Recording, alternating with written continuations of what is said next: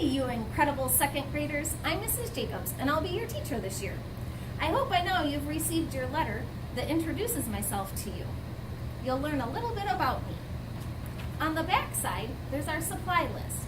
Please note that we would like you to label all of your items with your name because we are unable to share supplies this year.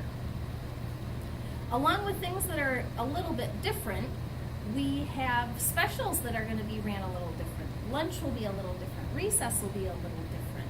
Social distancing will be different. We'll also be needing a clean face mask every day. This is what I look like with mine.